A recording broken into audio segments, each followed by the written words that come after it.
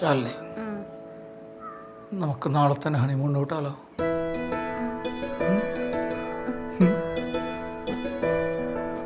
എപ്പോഴും സോമചേട്ടാ?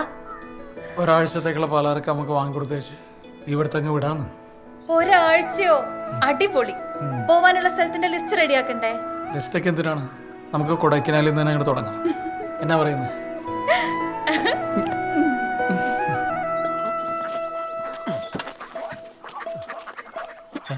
ഒരാഴ്ചത്തേക്കെന്നല്ലേ പറഞ്ഞു?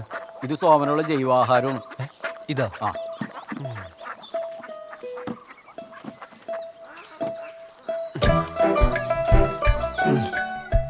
ഇതെവിടെയെങ്കിലും ഭദ്രോട്ട് വെക്കണം. ഇതെന്ത്? പുള്ളിക്കാരൻ ഇത് വെച്ചാ പല്ല് കേൾക്കുന്നത്. ഇതാ ബെസ്റ്റ്. എന്തേ കാണിക്കണേ? ഈ വണ്ടിക്ക് ബുക്കും പേപ്പറൊക്കെ ഉണ്ടല്ലോ അല്ലേ? എല്ലാം ക്ലിയറാ. കൊടൈക്കനാലെത്തുമല്ലോ. എത്തിയാൽ മാത്രം മതിയാ, തിരിച്ചിങ്ങോട്ട് വരണ്ടേ? താൻ ഓവർ സ്മാർട്ടാണല്ലോ. കൊള്ളാലോ താൻ. എന്നാ സായിച്ചേട്ടാ ഒരു കാറും ബഹളമൊക്കെ? സോമനെ ഹണിമൂണിന് പോകുന്നതാ. വല്ല പച്ചക്കറി തോട്ടത്തിലോട്ടും ആയിരിക്കും അല്ലേടാ തോമ? അല്ല, ഇതിനുള്ള മറുപടി ഞാൻ ഇപ്പൊ പറയണോ അല്ലെങ്കിൽ പോയി വന്നിട്ട് പറഞ്ഞാൽ മതിയോ? ഓ വേണ്ടായേ, ഞാൻ പൊക്കോളാം. ചെല്ലു. അമ്മ, ഞാനില്ലാന്നുകൊണ്ട് നെല്ലിക്ക ജ്യൂസ് ഒന്നും മുടക്കരുത് കേട്ടോ. ആടെ പോയിട്ട് വാ. വരൂ. ശരി പോയിട്ട് എങ്ങനെയുണ്ട്? ശരി. ശാലിനി, കേറി വണ്ടി എടുക്കണോ? ഹണിമൂണ് ചേച്ചിയെ വിളിച്ചില്ലേ അവര്? ഓ, നമ്മുടെ മൂണൊക്കെ കഴിഞ്ഞില്ലേടിയേ? ഓ,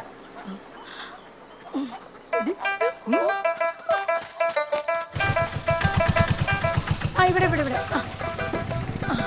ഇത്ര നേരം ഒന്ന് വെയിറ്റ് ചെയ്യാവോ? ഇവിടെ അവന്റെ അച്ഛനുള്ളപ്പോ വന്നതാ.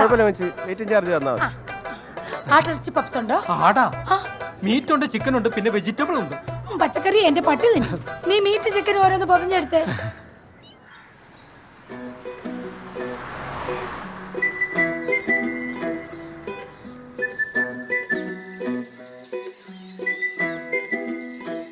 ഇവിടെ നിന്ന് റൈറ്റ് എടുത്ത് പോകുമ്പോഴാണ് കൊടൈക്കനാലിലേക്കുള്ള വഴി. ശാലിനി, മഴവിൽക്കാവിടെ സിനിമ കണ്ടതല്ലേ? ഞാനാ പടം കണ്ടിട്ടില്ല. കണ്ടിട്ടില്ലേ? അബ്രപാളയിൽ സത്യനന്ദിക്കാട് വിരചിച്ച ചലച്ചിത്ര കാവ്യമല്ലേ? അല്ല, നല്ല കലക്കം പടമാന്ന് പറഞ്ഞ. എടോ, നമുക്ക് ഇവിടെ കുറച്ച് കറങ്ങിയിട്ട് പോവാം. മൈനാക പൊന്മുടിയിൽ പൊന്നിനി നീ ആ പാട്ടുണ്ടോ? ഉണ്ട്. ഉണ്ടെങ്കിൽ ഇട്.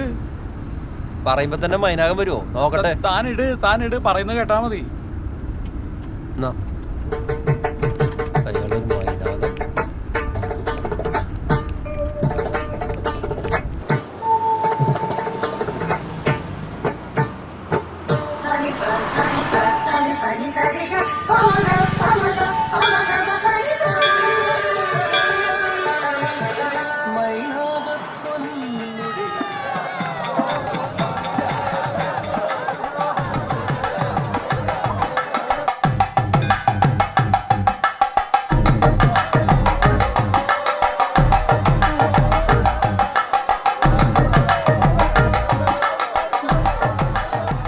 പോയാ മതിയായിരുന്നു. നമുക്ക് കുറെ സമയമുണ്ട്, യാതൊരു ധൃതിയില്ല. പതുക്കെ റെസ്റ്റ് ഒക്കെ എടുത്ത് റിലാക്സ് ചെയ്ത് കയറിയാൽ മതി.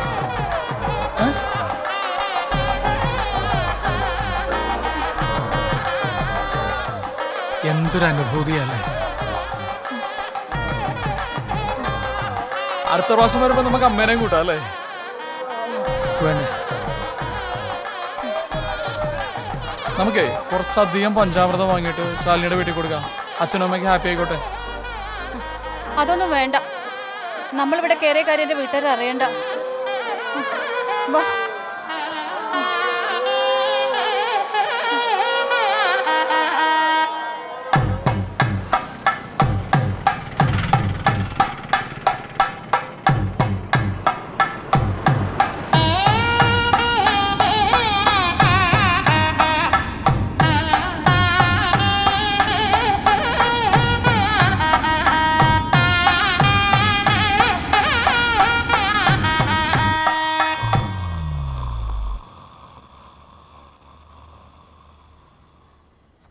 ഒരാഴ്ച കടന്നുപോയതറിഞ്ഞില്ല.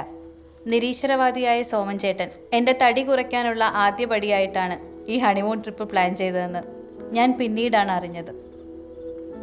എന്തായാലും ഞാൻ എൻജോയ് ചെയ്തു.